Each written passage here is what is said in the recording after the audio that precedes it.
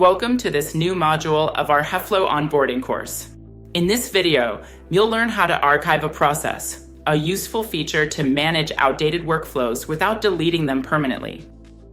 We'll use the same process as in the previous videos, reimbursement of expenses, which has already been modeled and documented. Let's begin with an important distinction. HEFLO offers two different options.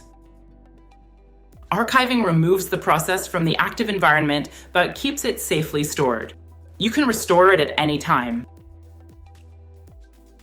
Deleting, on the other hand, permanently removes the process or one of its versions. This action is irreversible. That's why we always recommend archiving instead of deleting, especially if you think you might need the process again later.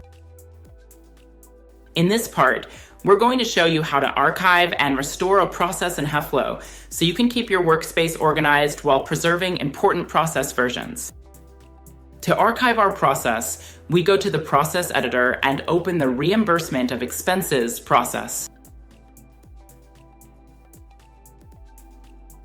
In the Actions menu, click Archive. A confirmation message appears. Click Yes to confirm. The process is now archived. It no longer appears in the editor's selection list, but it remains accessible through the full list of processes. To view archived processes, add the column Archived.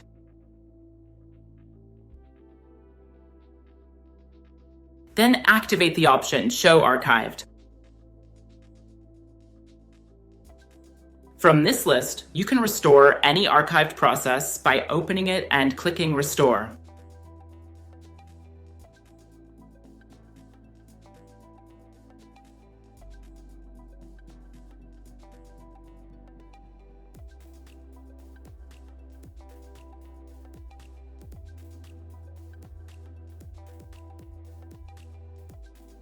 Now you know how to archive and restore a process in HEFLO, a best practice to keep your environment organized while keeping older versions safe.